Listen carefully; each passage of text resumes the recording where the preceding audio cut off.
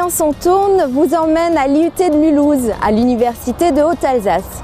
Et je vous propose de rencontrer tout de suite Stéphane Bazeille, maître de conférence, qui va vous présenter son enseignement et ses recherches sur la perception et l'intelligence artificielle en robotique. Bonjour. Bonjour Stéphane.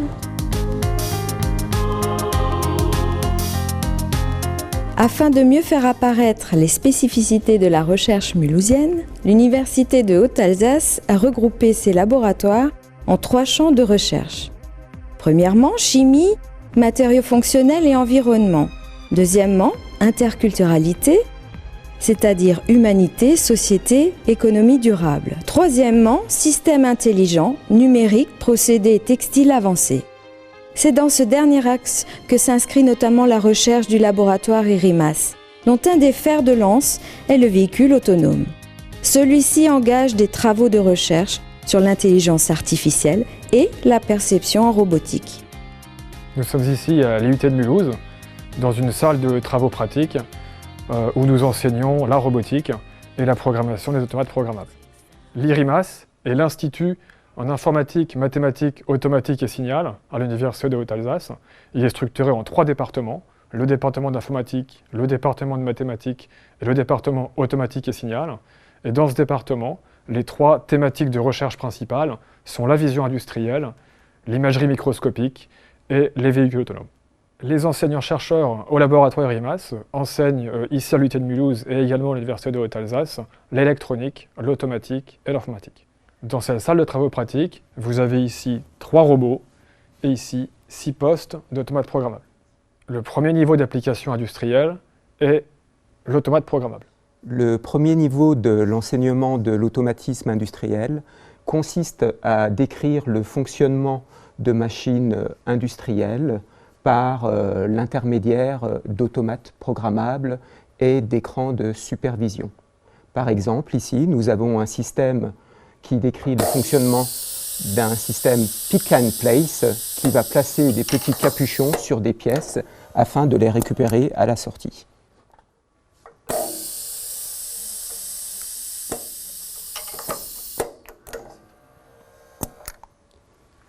On retrouve fréquemment ce type d'application dans l'industrie, par exemple sur les sites de production ou dans le monde de l'agroalimentaire.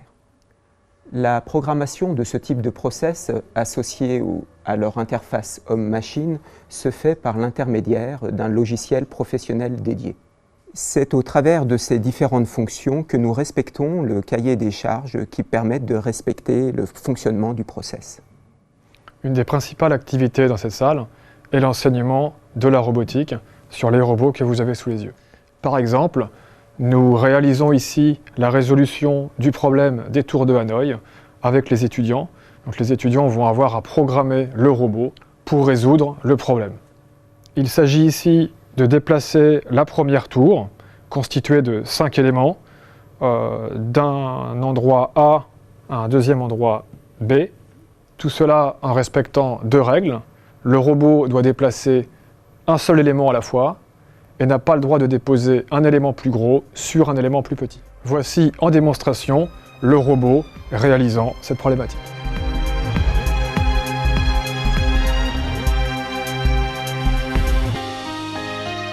Avec les étudiants, nous travaillons d'abord à la résolution de ce problème en simulation sur un ordinateur. Le programme est ensuite téléchargé sur le robot, puis nous lançons le programme grâce à cette télécommande.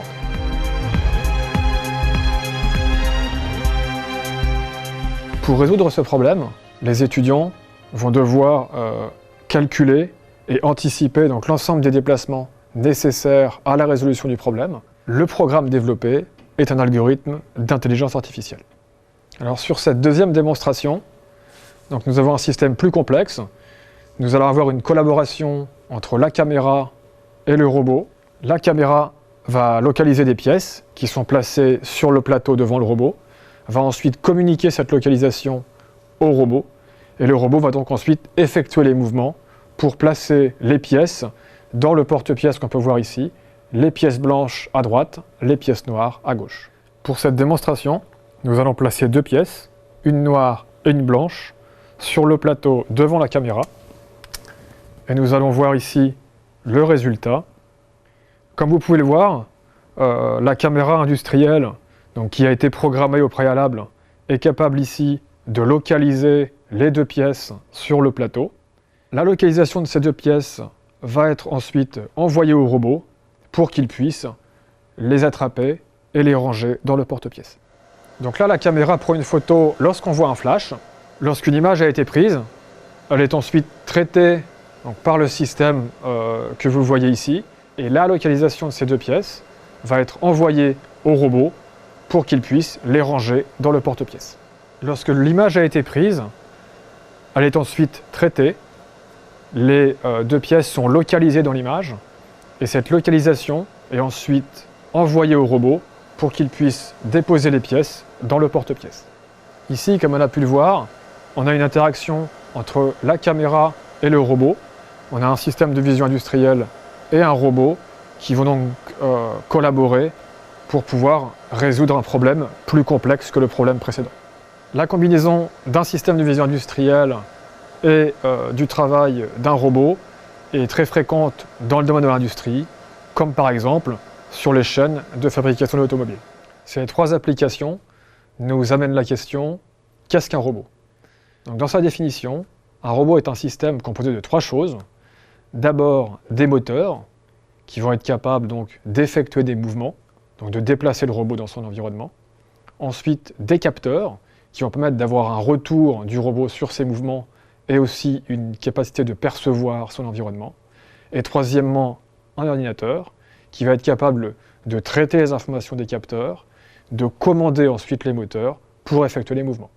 Pour conclure, vous avez vu ici un éventail des enseignements dispensés à l'IUT de Mulhouse dans le département génie électrique et informatique industrielle. Après cette partie enseignement, abordons maintenant la partie recherche et rendons-nous sur le site de l'UHA pour rencontrer le véhicule Artemis. Nous sommes ici à l'ENSISA, devant le véhicule expérimental de recherche du laboratoire IRIMAS. Les recherches que j'effectue sur ce véhicule concernent la perception. On va donc donner au véhicule des capacités de percevoir son environnement pour qu'il puisse ensuite naviguer de manière autonome selon la définition du mot robot que nous avons vu précédemment. Donc nous pouvons voir que sur ce véhicule, nous avons des capteurs autour de la carrosserie, un ordinateur situé dans son coffre et un moteur pour pouvoir se déplacer sur la route.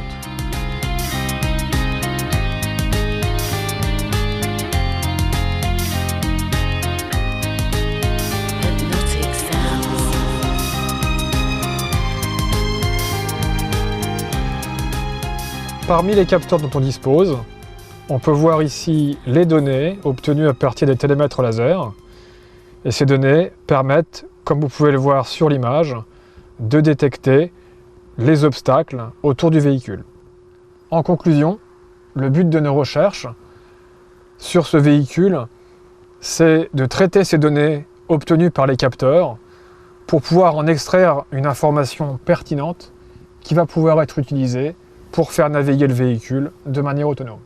Pour bien comprendre le fonctionnement du véhicule, nous sommes ici dans le hall d'essai du laboratoire IRIMAS et nous allons ausculter de plus près le véhicule.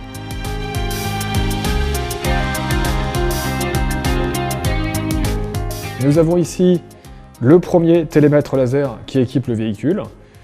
Donc c'est un télémètre plan qui va scanner l'ensemble de la zone située juste en face du véhicule et qui va donc permettre d'éviter les collisions avec les voitures qui précèdent le véhicule autonome.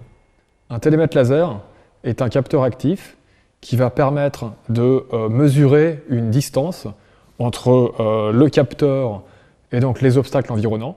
Les données collectées puis traitées par ce capteur sont des points 3D dans l'espace, donc des distances de l'ensemble des obstacles qui sont autour de ce capteur laser. Nous venons de voir un laser plan à l'avant du véhicule. Nous avons ici un multilaser, donc un laser dit multibande, donc qui va lui scanner un volume beaucoup plus important, puisqu'il va scanner tout un champ du sol du véhicule jusqu'à une hauteur d'à peu près 2 mètres. Sur ce type de capteur, pour donner un ordre d'idée, le capteur est capable de collecter à peu près 100 000 points 3D par seconde. Et donc l'ordinateur va devoir par la suite traiter l'ensemble de ces points qui sont collectés par ce laser-là et le même dispositif similaire de l'autre côté du véhicule.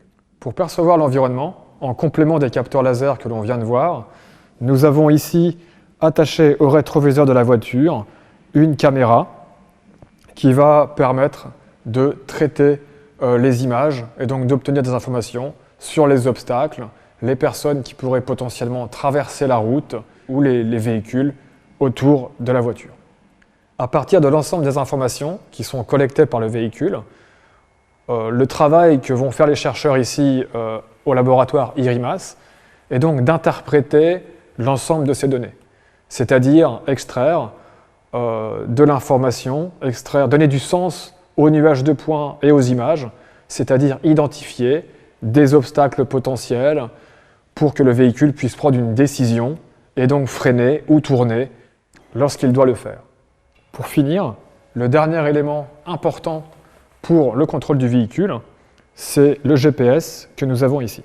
Le GPS n'est pas un capteur de perception, mais il va être utilisé pour faire naviguer le véhicule. La fonction du GPS va être de localiser le véhicule dans son environnement et va donc nous permettre de suivre une trajectoire qui était prédéfinie, c'est-à-dire que le véhicule va en permanence vérifier sa position et essayer de se recaler sur la trajectoire qui lui a été prévue. Ensuite, à l'aide des informations traitées par les capteurs, on pourra prendre des décisions pour éviter les obstacles ou s'arrêter dans les cas où on ne peut pas faire autrement. L'ensemble des données connectées par les différents capteurs autour du véhicule vont être traitées ici, sur cet ordinateur. Les commandes sur lesquelles on va pouvoir influer sont donc la direction, l'accélération et le freinage. Donc vous pouvez voir ici qu'on a équipé le véhicule d'un système pour pouvoir électroniquement faire tourner le volant, enfin commander le volant, et également l'accélérateur et le frein qui sont utilisés de la même manière. Pour suivre ces explications, je vous propose maintenant d'observer les réactions du véhicule en situation réelle. Alors nous sommes ici en train de visualiser des données qui ont été acquises lors de séances de conduite avec le véhicule. Donc, comme vous pouvez le voir, nous avons ici les données collectées par les lasers multibandes, donc qui permettent de voir à l'avant, à l'arrière et surtout sur les côtés du véhicule. Nous avons ici les lasers plans, donc qui permettent de détecter les obstacles devant le véhicule, derrière et aussi un petit peu latéralement. Et vous avez ici donc l'image qui a été collectée pendant les séquences. Donc là par exemple, on peut voir sur cette image qu'on a déjà fait du traitement sur les données. Les petits blocs de couleurs sont des obstacles potentiels autour du véhicule qui ont été détectés par les algorithmes de classification. Donc ici par exemple, on va voir dans quelques secondes sur cette vidéo un véhicule arrivé en sens inverse qu'on va voir détecter et donc passer dans le laser. Donc, comme vous pouvez le voir ici, à ce moment-là, on peut voir qu'on a ici un amas de points donc, qui vont être détectés ensuite comme un véhicule et qui vont donc pouvoir informer le véhicule autonome sur la présence d'un danger sur la voie opposée. Ici, nous avons un laser avec une portée assez courte, car comme vous pouvez le voir, nous pouvons uniquement détecter dans le nuage de points laser le premier véhicule. Par contre, sur les lasers plans, donc, que je vous ai montré tout à l'heure à l'avant du véhicule, on peut voir que nous sommes capables de détecter le véhicule proche, mais aussi le véhicule suivant sur la ligne opposée. Donc l'utilisation de ces deux lasers avec des portées différentes va donc nous permettre d'extraire différents niveaux d'informations qui vont pouvoir être utilisés par le véhicule pour prendre ses décisions. Donc dans cet autre cas, un peu plus complexe que le cas sur l'autoroute, vous allez voir qu'on va devoir prendre des décisions avec le véhicule et donc ici éviter le bus qu'on va voir apparaître ici sur le laser et ici en termes d'obstacles. Et ensuite, sur le rond-point suivant, on va devoir s'arrêter pour laisser un véhicule passer, comme vous pouvez le voir ici. Et donc ensuite, on peut s'engager sur le rond-point et reprendre notre route sur la trajectoire qui a été prédéfinie et donc qui va partir ici à droite. Nous venons de voir ici différents scénarios qui illustrent l'état actuel de la recherche en perception au laboratoire IRIMAS. Alors nous avons vu dans la partie précédente la programmation de robots de type industriel. Nous allons voir maintenant, pour finir, la programmation d'un petit robot humanoïde, le robot Nao. C'est un robot humanoïde qui est capable d'avoir une communication avec un être humain, ainsi de pouvoir reconnaître différents objets. Il peut également obéir à des ordres. On peut régler des mouvements sur mesure à travers une interface telle que CorelGraph, qui est l'interface spécialisée du robot Nao créé par Alderaban. Je vous propose maintenant une petite démonstration de son savoir-faire. Bonjour Nao. Bonjour, je suis prêt à faire ce que vous voulez. Peux-tu te lever s'il te plaît ?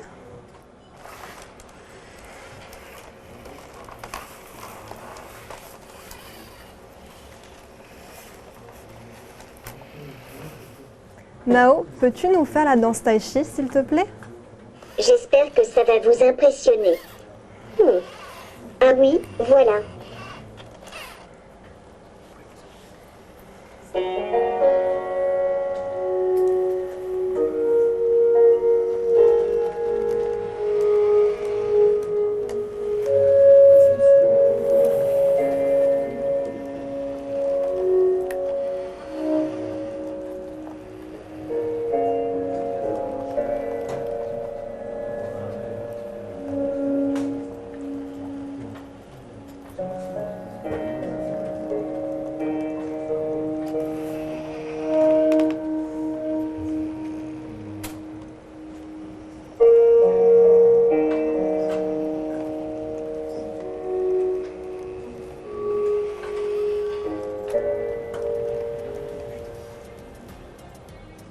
J'espère que cette visite dans le monde de la robotique vous a plu. Posez maintenant toutes vos questions en direct pour la suite de ce programme.